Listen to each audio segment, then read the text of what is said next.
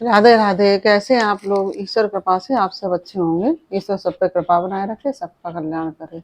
आज हम बताने जा रहे हैं श्रीमद् भागवत महापुराण के चतुर्थ स्कंद का 21वां अध्याय, महाराज पृथु का अपनी प्रजा को उपदेश। और उसके पहले हम कहना चाहेंगे, यदि आपने हमारे चैनल को सब्सक्राइब नहीं किया है तो प्लीज़ हमारे चैनल को सब्सक्राइब कर लीजिए और बेल आइकन बटन जरूर दबा दीजिए, जिससे कि हमारे आने वाले सारे वीडियोस आपको प्राप्त हो सकें। और यदि आपको हमारी कथा समझ में आ रही हो, अच्छी लग रही हो, तो वीडियो को लाइक शेयर जरूर करिए और कमेंट जरूर करिए। कमेंट में राधे राधे अवश्य लिखिए। चलिए अब चलते हैं कथा की तरफ। श्रीमन्नारायणे नारायणे हरि हरि, भजमन्नारायणे नारायण हरि हरि। तेरी लीला सबसे प्यारी प्यारी, हरि हरि। तेरी लीला सबसे न्यारी न्यारी, हरि हरि। श्रीमन्नारायण नारायण हरि हरि, भजमन्नारायण नारायण हरि हरि। राधे राधे। बोलो कृष्ण कन्हैया लाल की जय।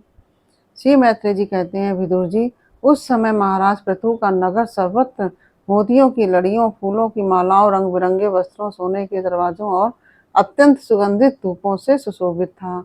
उसकी गलियां, चौक और सड़कें चंदन और अरगजे के जल से सींच दी गई थीं और उसे पुष्प, अक्षत, फल एवं अंकुर, खील और दीपक आदि मांगलिक द्रव्यों से सजाया गया था।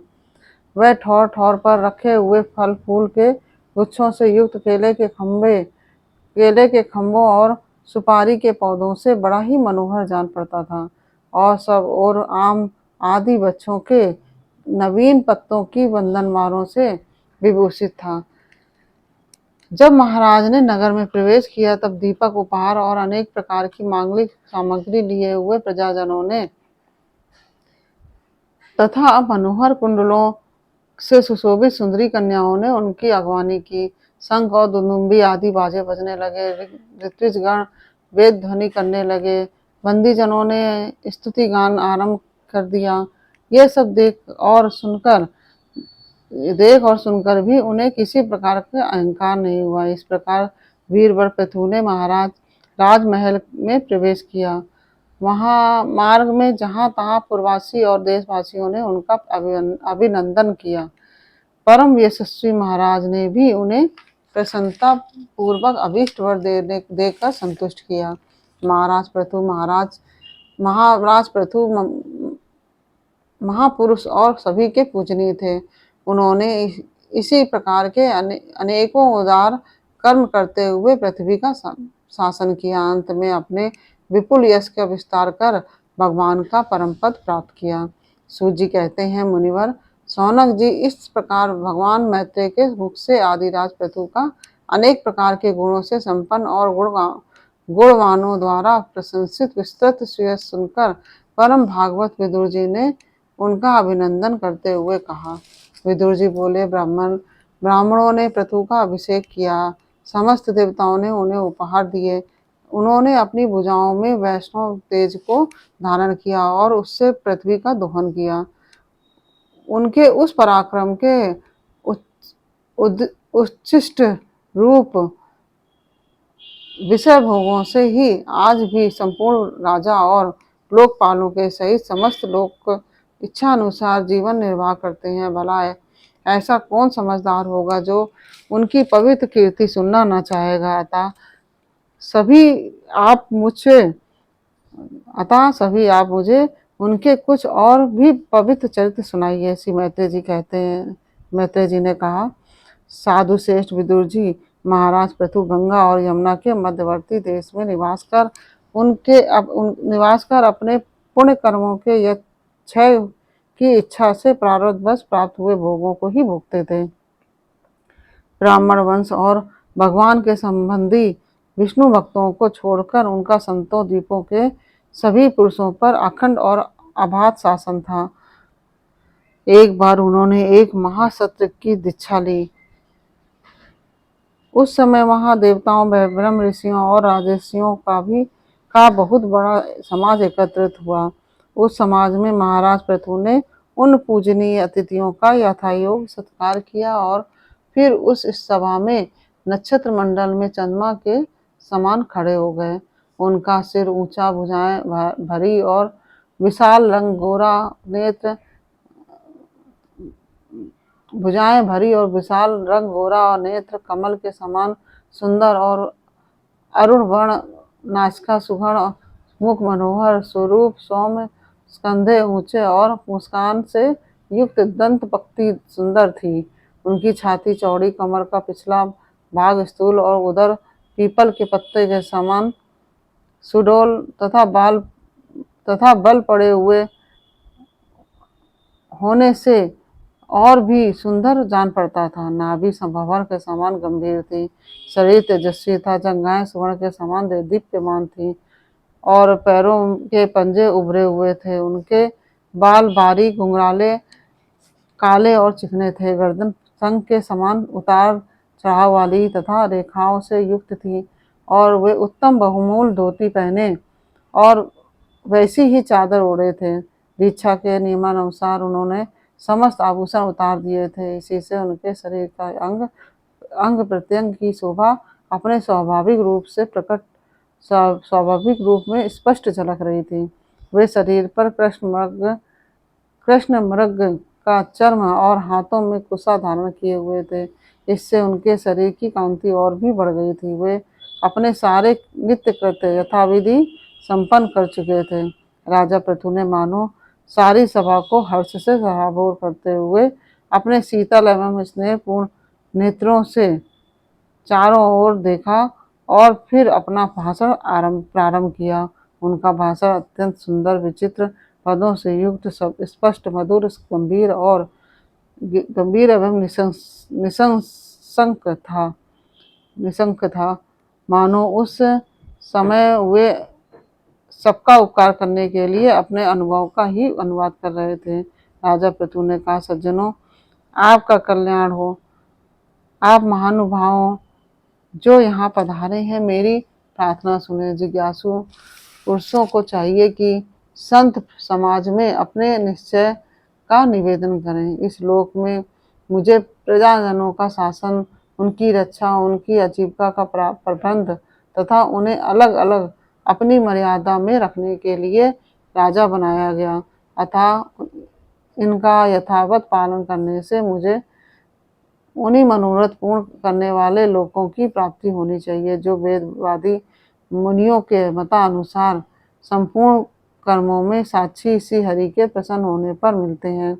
जो राजा प्रजा को धर्म मार्ग की शिक्षा न देकर केवल उससे कर वसूल करने में लगा रहता है, वह केवल प्रजा के पाप का ही भागी होता है और अपने ऐश्वर्य से हाथ धो बैठता है। अतः प्रिय प्रजाजन, अपने इस राजा का परलोक में हित करने के लिए आप लोग परस्पर दोष दृष्टि छोड़कर हृदय में भगवान को याद रखते हुए अपने अपने कर्तव्य का पालन करते रहिए, क्योंकि आपका स्वार्थ भी इसी में है और इस प्रकार मुझ पर भी आपका बड़ा अनुग्रह होगा। विशुद्ध चित्त देवता, पितर और महर्षिगण, आप भी मेरी इस प्रार्थना का अनुमोदन कीजिए, क्योंकि कोई भी कर्म हो, मरने के अनंतर उसके कर्ता, उपदेष्टा और समर्थक को उसका समान फल मिलता है। माननीयों सज्जनों, किन्हीं श्रेष्ठ महानुभावों के मत में तो कर्मों का फल देने वाले भगवान यक्षपति ही हैं, क्योंकि कर्मों का फल देने वाले भगवान यज्ञपति ही हैं, क्योंकि यह लोक और परलोक दोनों ही जगह कोई शरीर बड़े तेजोमय देखे जाते हैं। मनु, उत्तानपाद, महीपति, ध्रुव, राजर्षि प्रियव्रत, हमारे दादा अंग तथा ब्रह्मा, शिव, प्रहलाद, बलि और इसी कोटि के अन्य महानुभावों के मत में तो धर्म, अर्थ, काम, मोक्ष रूप चतुर्वर्ग तथा स्वर्ग और अपवर्ग के स्वाधीन नियामक कर्म फलदाता रूप से भगवान गदाधर की आवश्यकता ही है। इस विषय में तो केवल मृत्यु के दोहित्र वैन आदि कुछ सोचने और धर्म विमूढ़ लोगों का ही मतभेद है, अतः उसका कोई विशेष महत्व नहीं हो सकता। जिनके चरण कमलों की सेवा के लिए निरंतर बढ़ने वाली अभिलाषा उन्हीं के चरण नख से निकली हुई गंगा जी के समान संसार ताप से संतप्त जीवों के समस्त जन्मों के संचित मनोबल को तत्काल नष्ट कर देती है। जिनके चरण तल का आश्रय लेने वाला पुरुष सब प्रकार के मानसिक दोषों को धो डालता है और वैराग और तत्व साक्षात्कार रूप फल पाकर फिर इस दुखमय संसार में नहीं बढ़ता, और जिनके चरण कमल सब प्रकार की कामनाओं को पूर्ण करने वाले हैं, उन प्रभु को आप लोग अपनी अपनी आजीविका के उपयोगी वर्णाश्रम समुचित अध्यापन आदि कर्मों तथा ध्यान स्तुति पूजा आदि मानसिक वाचिक एवं शारीरिक क्रियाओं के द्वारा भजें। हृदय में किसी प्रकार का कपट न रखें तथा यह निश्चय रखें कि हमें अपने अपने अधिकार अनुसार इसका फल अवश्य प्राप्त होगा।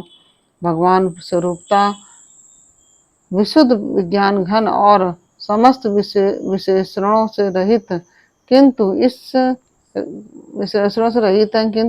कर्म मार्ग में जो जौ चावल आदि विविध द्रव्यों शुक्ल आदि गुण अवघात कूटना आदि क्रिया एवं मंत्रों के द्वारा और अर्थ आशय संकल्प लिंग पदार्थ शक्ति तथा ज्योतिषोम आदि नामों से संपन्न होने वाले अनेक विशेषण युक्त यज्ञ के रूप में प्रकाशित होते हैं। जिस प्रकार एक ही अग्नि भिन्न भिन्न काष्ठों में उन्हीं के आकार आदि के अनुरूप भासती है, उसी प्रकार वे सर्वव्यापक प्रभु परमानंद स्वरूप होते हुए भी प्रकृति काल वासना और अदृष्ट से उत्पन्न हुए शरीर में विषयाकार बनी हुई बुद्धि में स्थित होकर उन यज्ञ आदि क्रियाओं के फलस्वरूप से अनेक प्रकार के जान पड़ते हैं। और इस पृथ्वी तल पर मेरे जो प्रजाजन यज्ञ भोक्ताओं के अधीश्वर सर्वगुरु श्री हरि का एक निष्ठ भाव से अपने अपने धर्मों के अनुसार निरंतर पूजन करते हैं, वे मुझ पर बड़ी कृपा करते हैं।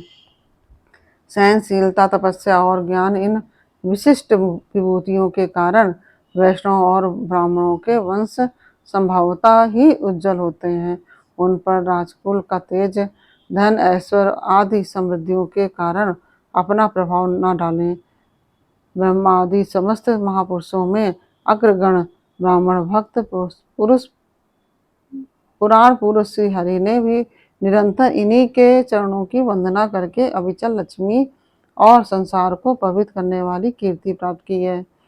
आप लोग भगवान के लोक संग्रह रूप धर्म का पालन करने वाले हैं तथा सर्व अंतर्यामी स्वयं प्रकाश ब्राह्मण प्रिय श्री हरि विप्र वंश की सेवा करने से ही परम संतुष्ट होते हैं। अतः आप सभी को सब प्रकार से विनय पूर्वक ब्राह्मण कुल की सेवा करनी चाहिए।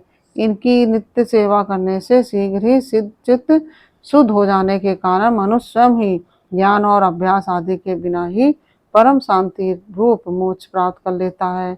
अतः लोक में इन ब्राह्मणों से बढ़कर दूसरा कौन है जो हविष्य भोजी देवताओं का मुख हो सके। उपनिषदों के ज्ञान परक वचन एकमात्र जिनमें ही गतार्थ होते हैं, वे भगवान अनंत इंद्र आदि यज्ञीय देवताओं के नाम से तत्वज्ञानियों द्वारा ब्राह्मणों के मुख में श्रद्धा पूर्वक हवन किए हुए पदार्थ को जैसे चाव से ग्रहण करते हैं, वैसे चेतनाशून्य अग्नि में होमे हुए द्रव्य को नहीं ग्रहण करते। सब ग्रहण जिस प्रकार स्वच्छ दर्पण में प्रतिबिंब का भान होता है, उसी प्रकार जिससे हम संपूर्ण प्रपंच का ठीक ठीक ज्ञान होता है, उस नित्य शुद्ध और सनातन ब्रह्म वेद को हम जो परमार्थ तत्व की उपलब्धि के लिए श्रद्धा तप मंगलमय आचरण स्वाध्याय विरोधी वार्तालाप के त्याग और तथा संयम और उपाधि समाधि के अभ्यास द्वारा धारण करते हैं। उन ब्राह्मणों के चरण कमलों की धूलि को मैं आयु पर्यंत अपने मुकुट पर धारण करूं, क्योंकि उसे सर्वदा सिर पर चढ़ाते रहने से मनुष्य के सारे पाप तत्काल नष्ट हो जाते हैं और संपूर्ण गुण उसकी सेवा करने लगते हैं। उस गुणवान शील संपन्न कृतज्ञ और गुरुजनों की सेवा करने वाले पुरुषों के पास सारी संपदाएं अपने आप आ जाती हैं। और मेरी तो यही अभिलाषा है कि ब्राह्मण कुल गोवंश और भक्तों के सहित भगवान मुझ पर सदा प्रसन्न रहे। श्री मैत्रेय जी कहते हैं, महाराज पृथु का यह भाषण सुनकर देवता पितर और ब्राह्मण आदि सभी साधु जन बड़े प्रसन्न हुए और साधु साधु यो कहकर उनकी प्रशंसा करने लगे। उन्होंने कहा, पुत्र के द्वारा पिता पुण्य लोकों को प्राप्त कर लेता है, यह श्रुति यथार्थ है। पापी वेन ब्राह्मणों के शाप से मारा गया था, फिर भी इनके पुण्य बल से उसका नरक से निस्तार हो गया। इसी प्रकार हिरण्यकश्यप भी भगवान की निंदा करने के कारण नरकों में गिरने वाला ही था कि अपने पुत्र प्रहलाद के प्रभाव से उसे पार कर गया। वीरपुत्र पृथु जी, आप तो पृथ्वी के पिता ही हैं और सब लोगों के एकमात्र स्वामी श्री हरि में भी आपकी ऐसी अविचल भक्ति है कि इसलिए आप अनंत वर्षों तक जीवित रहें। आपका सुयश बड़ा पवित्र है। आप उदार कीर्ति ब्रह्मण देव श्री हरि की कथाओं का प्रचार करते हैं। आप हमारा बड़ा सौभाग्य है। आज आपको अपने स्वामी के रूप में पाकर हम अपने को भगवान के ही राज में समझते हैं। स्वामिन, अपने आश्रितों को इस प्रकार का श्रेष्ठ उपदेश देना आपके लिए कोई आश्चर्य की बात नहीं है, क्योंकि अपनी प्रजा के ऊपर प्रेम रखना तो करुणामय पुरुषों के स्वभाव ही होता है। हम लोग प्रारब्धवश विवेकहीन होकर संसार रण में भटक रहे थे, सो प्रभु आज आपने हमें इस अज्ञान अंधकार के पार पहुंचा दिया है। आप शुद्ध सत्य में परम पुरुष हैं, जो ब्राह्मण जाति में प्रविष्ट होकर क्षत्रियों की ओर और क्षत्रिय जाति में प्रविष्ट होकर ब्राह्मणों की तथा दोनों जातियों में प्रतिष्ठित होकर सारे जगत की रक्षा करते हैं। हमारा आपको नमस्कार है। इस प्रकार यह 21वां अध्याय पूर्ण हुआ। श्रीमन्नारायण नारायण हरि हरि, भजमन्नारायण नारायण हरि हरि, तेरी लीला सबसे प्यारी प्यारी, हरि हरि तेरी लीला सबसे न्यारी न्यारी, हरि हरि। श्रीमन्नारायण नारायण हरि हरि, भजमन्नारायण नारायण हरि हरि। राधे राधे।